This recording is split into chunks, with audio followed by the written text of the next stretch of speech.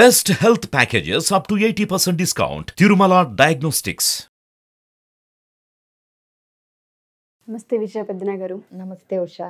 భార్యాభర్తల విషయాల్లో చాలా సందర్భాల్లో మీరు చెప్పేది అండర్స్టాండింగ్ అండ్ కమ్యూనికేషన్ చాలా అవసరం అని చెప్తూ ఉంటారు. కొన్ని కామెంట్స్ చూసినప్పుడు లేదంటే చుట్టుపక్కల కొన్ని పరిస్థితులు చూసినప్పుడు చాలామంది హస్బెండ్స్ క్రూయల్గా బిహేవ్ చేస్తున్న వాటిని చూసాం. కొంతమంది నాకు నో చెప్తుందా అన్న అగ్రెసివ్గా అయిపోయి ఫైట్ చేసిన వాళ్ళని మనం చూసాం. ఎందుకో నాకు ఈ నో అన్న విషయాన్ని ఎక్కువ ఐడెంటిఫై చేశాను నేను చాలా సందర్భాల్లో. ఏదైనా రూల్ ఉందంటారా? ఈ విషయాల్లో నో చెప్పకూడదు, ఈ విషయాల్లో ఖచ్చితంగా ఎస్సే చెప్పాలన్న రూల్ ఏమైనా ఉందా వైఫ్ అండ్ హస్బెండ్లో? దాంపత్యం కానీ సంసారాలు కాపురాలు రూల్స్తో నడవు ఫస్ట్ ఆఫ్ ఆల్. సో ఈ రూల్స్ పెట్టుకున్నారు అంటే కూడా అది ఇద్దరు కలిసి కూర్చుని మాట్లాడుకుని మనం ఇవి ఫాలో అవుదామని ఇద్దరు కలిపి ఓకే చేసుకుని పెట్టుకుంటే అది ఓకే. బట్ ఒకళ్ళే రూల్స్ పెడతారు, ఒకళ్ళు ఫాలో అవ్వాలి అంటే అది నిలబడదు. నిలబడినా అది అంటే వైఫ్ అండ్ హస్బెండ్ రిలేషన్షిప్ లాగా ఉండదు. ఇక ఎంప్లాయరు ఎంప్లాయీ లాగానో, అంటే బాసు ఉద్యోగస్తుడు అట్లానో, లేకపోతే ఒక అంటే యజమాని సేవకుడు ఈ టైప్లో అవుతుంది తప్పితే వైఫ్ అండ్ హస్బెండ్ రిలేషన్షిప్ వచ్చేసరికి మనం ఎప్పుడూ కూడా ఏమంటామంటే ఇట్స్ 50-50 పార్ట్నర్స్ అంటాం మనం. అందుకే ఎప్పుడూ కూడా అవునా భాగస్వాములు అంటే ఏంటి, వాళ్ళకి ఈక్వల్ రైట్ ఉంటుంది వాళ్ళ డెసిషన్స్ మీద కానీ, జీవితంలో వాళ్ళు తీసుకునే చేసే పనుల మీద కానీ, నిర్ణయాల మీద కానీ ఈక్వల్ రైట్ ఉండి సంప్రదించుకుని ఏదో ఒక దానికి ఇద్దరు చెప్పింది ఎప్పుడు రైట్ అవ్వకపోవచ్చు, బట్ మధ్య మార్గం చూసుకోవటమో లేకపోతే ఒకళ్ళొకళ్ళ దానికి కన్విన్స్ అయ్యి చేసుకుంటా వెళ్తున్నప్పుడో తప్పితే రూల్స్ అని అంటే కష్టం. సో ఇలానే ఉండాలి, ఈ విషయాల్లో నో చెప్పకూడదు, ఈ విషయాలకి ఎస్ చెప్పాలి అనేది, భార్య ఈ విషయాల్లో నో చెప్పకూడదు అనేది ఏం లేదు. ఎందుకు చెప్తుంది అన్నప్పుడు భార్య అలా చేయాల్సిన పని ఏంటంటే నో ఎందుకు చెప్తుంది అన్నదాన్ని ప్రాపర్గా కన్వే చేయగలగాలి. ఇప్పుడు కొంతమంది ఇప్పుడు సాధారణంగా చూసే ఎగ్జాంపుల్స్ ఏంటి, కొన్ని సందర్భాల్లో భర్తకే పిల్లలు త్వరగా కావాలనిపిస్తుంది, భార్యకి తన కెరియర్లో ముందుకు వెళ్ళటం గురించో లేకపోతే ఏదన్నా హార్మోనల్ ప్రాబ్లమ్స్ ఉండో లేకపోతే పీరియడ్ ప్రాబ్లమ్స్ ఉండో కొంచెం ఆగుదాము అనిపించి ఉండొచ్చు. ఎందుకంటే తల్లి తండ్రి పాత్ర వచ్చేసరికి అది మళ్ళీ కొద్దిగా ఫుల్ టైం జాబ్ కింద అవుతుంది. సో అలాంటప్పుడు నో చెప్తున్నప్పుడు ఏంటంటే ఎందుకు నో అనేది కన్వే చేయగలగాలి. లేదా వీళ్ళిద్దరి మధ్య అంటే పెళ్ళై చాలా కొంతకాలమే అయింది, సంవత్సరం అవ్వలేదు, ఇంకా అండర్స్టాండింగు కమ్యూనికేషను బాగా ఇద్దరు బాగా ఒకళ్ళకొకళ్ళం అన్నట్టు అవ్వలేదు, అప్పుడే పిల్లలు ఎందుకని అనిపించవచ్చు. లేదా ఉద్యోగంలో ప్రాబ్లమ్స్ ఉండొచ్చు, లేదా కెరియర్లో ఒక స్టెప్ తీసుకున్నాక అని అది ప్రాపర్గా భర్తకి చెప్పుకోగలగాలి. నాకు కూడా అంటే కావాలి, కానీ ఈ మూమెంట్లో నేను మానసికంగా ఇంకా సిద్ధంగా లేను, లేకపోతే ఈ స్టెప్ అయిన తర్వాత ఆలోచిద్దాం అనుకుంటున్నాను, ఏదో ఒకటి చెప్పాలి. అది కూడా హస్బెండ్కి ఓకే నాట్ ఓకే ఎందుకు, అప్పుడు ఆయన కన్విన్స్ చేయటానికి ట్రై చేయొచ్చు. ఏమని, ఇట్లా అంటే ఇదైన తర్వాత అదైన తర్వాత ఇది అంటే అంటే వర్కౌట్ అవ్వకపోవచ్చు. ఇక అది సందర్భాన్ని బట్టి ఉషా, వాళ్ళిద్దరి మధ్య ఉన్న అండర్స్టాండింగ్ని బట్టి. సో ఇలానే మాట్లాడుకోవాలి, ఇవే పాయింట్స్ అని కూడా ఏం కాదు. నో అన్న దానికి ఒక రీజన్ ఉంది అనేది ఆ అమ్మాయి కన్వే చేసుకోగలిగి రీజనబుల్ అనిపించేలాగా చెప్పగలిగితే ఈ నో అనేది వాళ్ళిద్దరి మధ్య అపార్థాలు తావీయకుండా ఉంటుంది. చాలా సందర్భాల్లో ఏంటంటే నాకు ఇప్పుడే ఇష్టం లేదు, ఇప్పుడే వద్దు అంటారు ఎవరో ఒకళ్ళు, వైఫ్ కానీ హస్బెండ్ కానీ. దాని రీజన్ చెప్పరు. అప్పుడు ఏమవుతుంది, యువతల భర్తకి ఊహించుకోవటానికి ఎక్కువ స్కోప్ ఉంటుంది. ఎందుకు వద్దంది, అసలు నేనంటే ఇష్టం లేదా, లేకపోతే అసలు పిల్లలే ఇష్టం లేదా, అసలు ఇప్పుడా ఎందుకు ఇన్ని అర్థం లేని అనుమానాలు, సందేహాలు, సంకోచాలకి అవకాశం ఇవ్వటం ఎందుకు? క్లియర్గా నేను ఒక సంవత్సరం ఆగినాక ప్లాన్ చేద్దాం అనుకుంటున్నాను, ఈ లోపున ఇది నా ఐడియా అనేది చెప్తే వాళ్ళకి నచ్చుతుందో నచ్చదో పక్కన పెడితే ఇందులో అపార్థానికి దారి అయితే లేదు. ఈవిడ చెప్పిన విషయం ఆయనకి నచ్చొచ్చు నచ్చకపోవచ్చు, ఏది 1 year ఆగటం ఎందుకు అన్నది కన్విన్స్ అవ్వచ్చు అవ్వకపోవచ్చు, కానీ రీజన్ అయితే క్లియర్గా ఉంది కదా. సో దానివల్ల చిలవల పలవలు ఊహించుకునే అవకాశం అయితే లేదు కదా, అవునా?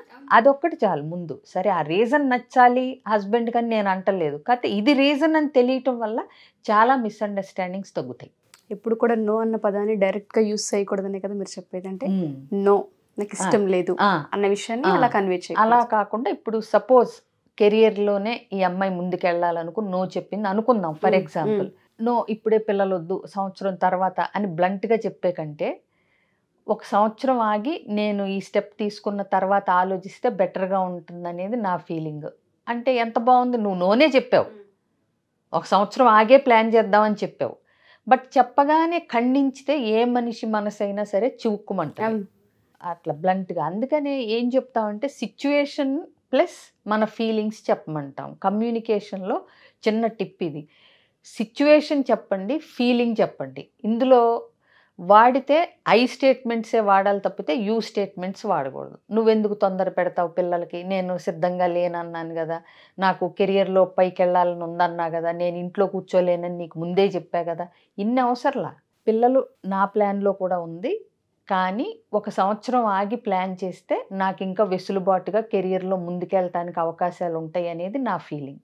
ఇక్కడెక్కడ నువ్వు అనే పదం లేదు, అసలు సిచ్యువేషన్ ఉంది. ఏంటి, పిల్లల్ని వద్దనటం, కావాలనుకోవటం, పిల్లలు అనేది టాపిక్ సిచ్యువేషన్ నడుస్తుంది. నువ్వు 1 year ఆగి ప్లాన్ చేద్దాం అంటున్నావు. ఆయనకి ఆల్రెడీ మరి పెళ్ళి ఎన్నేళ్ళు అయింది అన్నది మన ఎగ్జాంపుల్ బట్టి కదా ప్లాన్ చేస్తున్నావు. సో ఎప్పుడూ కూడా భార్యాభర్తలు కానీ అసలు ఏ రిలేషన్షిప్లో అయినా గుర్తుపెట్టుకోండి, చూసేవాళ్ళు, ఆడియన్స్ కానీ వినేవాళ్ళు కానీ, సిచ్యువేషన్ చెప్పండి, మీ ఫీలింగ్స్ చెప్పండి. మీ ఫీలింగ్స్ ఏదైనా పర్లేదు, కోపమైనా పర్లేదు, చిరాకైనా పర్లేదు, ఏదైనా పర్లేదు, బట్ నువ్వు అని ఎత్తి చూపిస్తూ అవతల వ్యక్తిని అటాక్ చేయకుండా చెప్పగలగాలి. మనం తీసుకున్న ఎగ్జాంపుల్లో భర్త పిల్లలు కావాలంటున్నాడు, భార్య టైం కావాలంటుంది. దీన్నే పిల్లలు అంటే కనాలని ఇంట్రెస్ట్ నాకు ఉంది, కానీ ఒక సంవత్సరం ఆగి ప్లాన్ చేసి నాకు ఈ మెట్టెక్కిన తర్వాత అయితే ఇంకా వెసులుబాటుగా కన్వీనియంట్గా నేను అప్పటికి మెంటల్గా ప్రిపేర్ అవుతాను కాబట్టి అప్పుడు ప్లాన్ చేద్దాము, అలా చేస్తే బాగుంటుందనేది నా అభిప్రాయం అనేది చెప్పింది అనుకోండి. ఆయన దానికి కన్విన్స్ అవుతాడా లేదా అన్నది పక్కన పెడితే ఇందులో ఆయన హర్ట్ అవటానికి ఏం లేదు. సో అగ్రిమెంట్స్, డిసగ్రిమెంట్స్ ఎక్కడైనా ఉంటాయి, ఒకళ్ళు చెప్పేది ఒకళ్ళకి రీజనబుల్గా అనిపించకపోవచ్చు, బట్ కమ్యూనికేషన్లో ఏంటంటే క్లారిటీ ఉండాలి. ఎందుకు వద్దంటుంది అన్నది క్లారిటీ ఉండాలి, ఆయన ఎందుకు కావాలంటున్నాడు అన్నది క్లారిటీ ఉండాలి. సో అప్పుడు వాళ్ళిద్దరూ కలిపి ఏ నిర్ణయానికైనా రావచ్చు. అన్నట్టుగానే చాలా సందర్భాల్లో ఈ కమ్యూనికేషన్ గ్యాప్ వల్లనే రిజెక్ట్ చేసిందని, నో చెప్పింది అని, ఒప్పుకోలేదని, వీటి వల్లనే మనం ఎక్కువగా వింటూ ఉన్నాం. అసలు 90% ప్రాబ్లమ్స్ కమ్యూనికేషన్ సరిగ్గా లేకపోవటం వల్ల. ఎగ్జాక్ట్లీ. సో కానీ కొన్ని సందర్భాల్లో ఏమవుతుందంటే ఖచ్చితంగా నో చెప్పకపోతే ఆ భార్య ఆ అస్తిత్వం కానీ అభిప్రాయాలకు కానీ విలువ భర్త ఇవ్వని పరిస్థితులు ఉండొచ్చు. అంటే ఏంటి, ఇప్పుడు ఫర్ ఎగ్జాంపుల్ పూర్తిగా ఉద్యోగం మానేయమనొచ్చు. అసలు ఉద్యోగం చేసి కెరియర్ మీద ఇంట్రెస్ట్ ఉన్న వైఫ్కి అసలు నువ్వు ఉద్యోగమే చేయాల్సిన పని లేదు అనేది ఆ విషయం నడుస్తూ ఉండొచ్చు. అందులో నో చెప్పి ఎందుకు చేయాలనుకుంటుందో చెప్పి కన్విన్స్ అయిన తర్వాత కూడా వినకపోతే మాత్రం తను ఆ నోకే కట్టుబడి ఉండొచ్చు. అంటే ఏమైనా సరే నేను ఉద్యోగం చేస్తాను, కానీ అది ఆ నో కూడా ఎలా చెప్తున్నారంటే యారగెంట్గా, అంటే నీ అభిప్రాయం వినేదేంటి, నేను ముందే చెప్పాను ఉద్యోగం చేస్తాను, నువ్వు వద్దంటే మాత్రం ఆపేదేవడు, ఇలా అక్కర్లా, నా గోల్స్ ఇవి, నా కెరియర్ నేను ఇలా ఉండాలనుకున్నాను లైఫ్లో, మీకు ముందే చెప్పాను కాబట్టి కొంతకాలం చేసి చూస్తాను, ఏదన్నా ఇబ్బంది వస్తే అప్పుడు ఆలోచిస్తానులేండి, ముందైతే నేను వెళ్తాను ఖచ్చితంగా అనేది చెప్పాలి. ఇక్కడ నో కాదు కుదరదు అని అదేంటి అగ్రెసివ్గా చెప్పట్లేదు ఆ అమ్మాయి, నా ఫర్మ్గా చెప్తుంది, తను చెయ్యాలనుకున్న విషయం చెప్తుంది. అర్థమైందా? సో ఇట్లాంటి మేజర్ సిచ్యువేషన్స్ దగ్గర ఇది నో చెప్పటమే అయినా కూడా చెప్పొచ్చు. ఓకే. అట్లాగే ఇప్పుడు చాలా సందర్భాల్లో మనం చూస్తాం ఉషా, ఏంటి, మగపిల్లాడు పుట్టే వరకు 3 కాన్పులైనా 4 కాన్పులైనా కనమంటా ఉంటారు.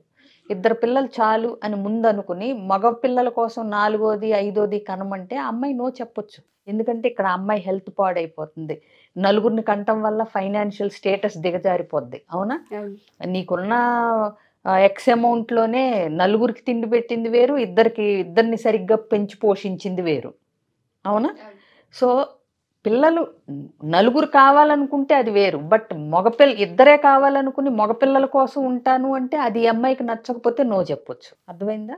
సో ఇట్లా కొన్ని మేజర్ లైఫ్ డెసిషన్స్, కొన్ని ఎమోషనల్ మ్యాటర్స్ ఇవి ఉంటాయి, వాటిలో ఖచ్చితంగా నో చెప్పొచ్చు. ఈ అమ్మాయి ఆరోగ్యం బాగోలేదు, ఆయన ఇంటిమసీ అడిగారు, ఈ అమ్మాయికి బాగోకపోతే నో చెప్పొచ్చు. కాకపోతే నేను మళ్ళీ అదే చెప్తాను ఉషా, నో చెప్పేటప్పుడు దాని ఎక్స్ప్లెనేషన్ ఉండాలి కొద్దిగా.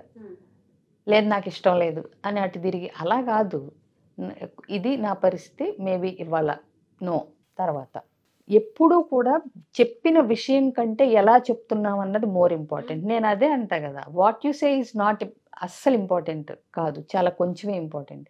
How you say that is very important. నువ్వు ఆ నో కూడా ఎలా చెప్తావు. సో నీకు సంబంధించినవి, నీ జీవితానికి సంబంధించినవి, నీ ఫైనాన్షియల్ గ్రోత్కి సంబంధించినవి, పర్సనల్ కెరీర్ కానీ పర్సనల్ డెవలప్మెంట్ కానీ, ఈ విషయాలన్నిట్లో నీ క్లారిటీ ఉండి నీకు ఒక అవగాహన ఉన్నప్పుడు దానికి వ్యతిరేకంగా ఎవరైనా ప్రపోజల్స్ పెట్టినప్పుడు నువ్వు అందంగా నో చెప్పు. నో చెప్పు, అందంగా చెప్పు. ఎందుకు నో చెప్తున్నావో అర్థమయ్యేలాగా చెప్పు. దెన్ ఈ నో అనేది అసలు ప్రాబ్లమే కాదు. Yes, true. మీరు అన్నట్టుగానే కొన్ని విషయాల్లో నో చెప్పాల్సిన అవసరం వస్తూ ఉంటుంటుంది. తప్పకుండా కన్వే చేసే ఆ ప్రాసెస్ కరెక్ట్గా ఉండుంటే నో అవుతారు వాళ్ళకి కూడా ఇబ్బందికరంగా ఉంటుంది. ఎగ్జాక్ట్లీ. అసలు రిలేషన్షిప్లో ఆ నోలు ఎస్లు నిరభ్యంతరంగా చెప్పుకునే ఒక మ్యూచువల్ అండర్స్టాండింగ్ డెవలప్ చేసుకోగలిగారు ఇద్దరు ఎగ్జాక్ట్లీ కూడా. Exactly. Thank you so much Vijaya ma'am. ఎందుకంటే ఈ నో చెప్పటాల వల్ల నాకు ఇష్టం లేదు, నా ఇష్టం, ఇలాంటి పదాలు వాడడం వల్ల తెలియకుండానే రెస్పెక్ట్ పోతూ ఉంటుంది ఇద్దరి మధ్య. దానివల్ల ఎవరి ఇండివిజువల్ లైఫ్ వాళ్ళు చూసుకుంటూ ఉంటున్నారు. దానివల్లనే ఫ్యామిలీలు చల్లాచెదరం అయిపోతున్నాయి.